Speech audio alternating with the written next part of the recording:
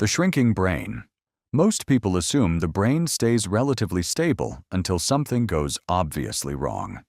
The reality is far more unsettling. Starting around age 60, the human brain begins losing volume at a rate of roughly 0.5% to 1% per year, according to research published in the journal Cerebral Cortex.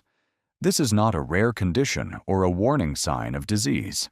It is happening right now inside the skull of virtually every person over 60 on the planet. But here is what makes this finding genuinely alarming. The areas shrinking fastest are not random. The prefrontal cortex, which governs decision-making, impulse control, and complex planning, and the hippocampus, which is the brain's primary memory formation center, are among the first and most aggressively affected regions. The real danger is that this shrinkage begins producing measurable changes in cognitive function years before any clinical test would flag a problem. By the time something feels noticeably wrong, the process has typically been underway for a decade or more. Memory in freefall. Your brain's ability to form and retrieve memories depends on a precise biological process that becomes measurably less reliable after 60. The hippocampus, which acts as the brain's primary filing and indexing system for new information, begins to lose neurons and synaptic connections at an accelerating rate during this decade. Research from the Rush Memory and Aging Project tracked thousands of older adults and found that hippocampal volume loss correlates directly with declining episodic memory, the ability to recall specific events, conversations, and experiences from your own life. This is where it gets worse. The brain compensates for early hippocampal decline by recruiting alternative neural pathways to perform the same memory tasks, which is why mild memory lapses often go unnoticed for years. But this compensation consumes significantly more cognitive energy, leaving less mental reserve available for other functions. The real danger is that by the time the compensation strategies fail, the underlying structural damage is already substantial. Your brain runs dry.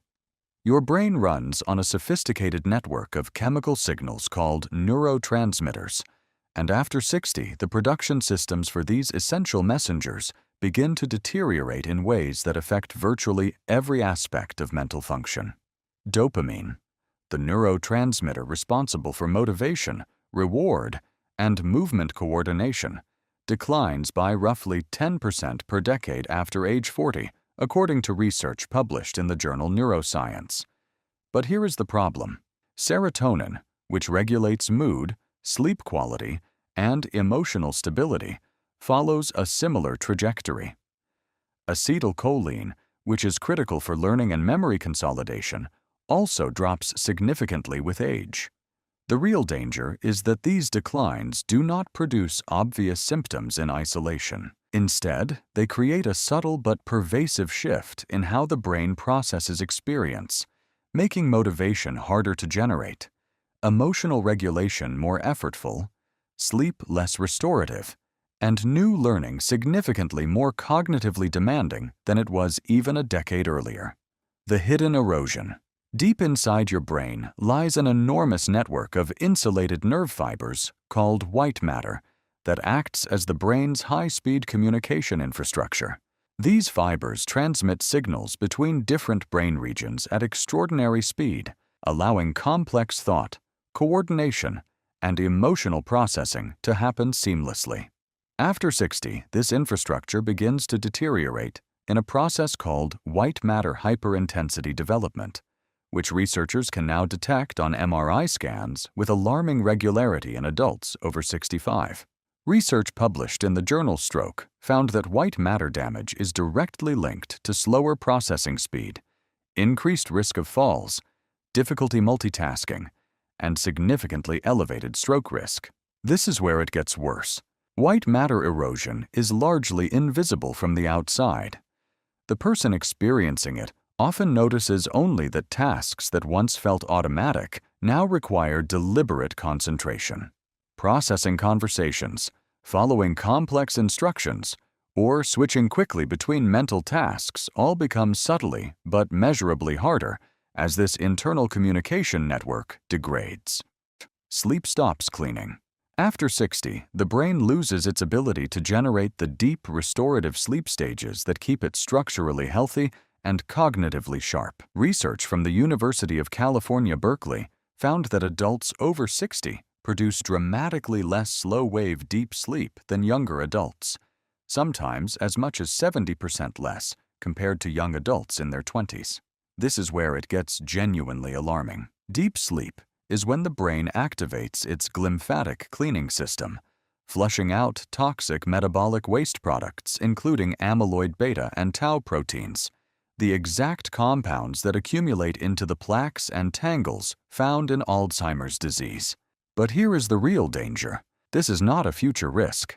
Every night that the aging brain fails to generate adequate deep sleep is a missed cleaning cycle. Those missed cycles compound night after night, year after year, allowing toxic protein accumulation to build steadily, while the person experiencing it simply assumes they are becoming a lighter sleeper as a normal part of getting older. Your brain is on fire. One of the most alarming recent discoveries in neuroscience is that the aging brain exists in a state of chronic low-grade inflammation that actively damages and destroys neurons over time. This process is driven by the brain's own immune cells, called microglia, which become dysfunctional with age and shift from their normal protective role into a chronically overactivated inflammatory state. Research from Stanford University found that aging microglia release inflammatory signaling molecules called cytokines that damage surrounding neurons instead of protecting them, contributing directly to the neurodegenerative processes seen in Alzheimer's and Parkinson's disease. This is where it gets worse. Neuroinflammation is invisible on standard cognitive tests until significant damage has already occurred. The brain has enormous compensatory capacity, meaning it can absorb years of inflammatory damage while maintaining apparently normal function, only revealing the accumulated harm once the compensatory reserve is exhausted. By that point, intervention becomes dramatically less effective. The speed cliff. One of the most measurable and functionally significant changes the brain undergoes after 60 is a steep decline in information processing speed. The brain's ability to receive, interpret, and respond to information slows measurably with each passing decade, and after 60, this deceleration becomes pronounced enough to affect daily functioning in ways that most people attribute to distraction or fatigue, rather than neurological change. Research published in the journal Psychology and Aging found that processing speed declines by roughly 20% between the ages of 60 and 80 in healthy adults without any diagnosed neurological condition. But here is the real danger. Processing speed underpins almost every other cognitive ability. When it slows, working memory becomes less efficient. Reaction time increases. Multitasking becomes genuinely harder rather than merely annoying, and the ability to follow fast-paced conversations or quickly absorb new information diminishes in ways that can profoundly affect confidence, social engagement, and independence over time. The window's still open. Here is where the science becomes genuinely hopeful in a way that is backed by hard evidence rather than wishful thinking. The aging brain retains a remarkable capacity called neuroplasticity, the ability to form new neural connections, adapt existing pathways, and even generate new neurons in specific regions well into old age. Research published in Nature found that the hippocampus continues producing new neurons through a process called neurogenesis, even in adults in their 70s and 80s, provided the right biological conditions exist. This is where it gets important. The conditions that preserve and stimulate neuroplasticity after 60 are not complicated or expensive. Cardiovascular exercise increases brain-derived neurotrophic factor, a protein that acts like fertilizer for neurons. Novel learning experiences force the formation of new synaptic connections. Deep sleep clears the toxic debris that would otherwise block neurological repair. Social engagement maintains the emotional and cognitive stimulation the brain requires to remain structurally healthy. The brain after 60 is not simply declining. It is responding, for better or worse, to the environment and lifestyle it is given every single day.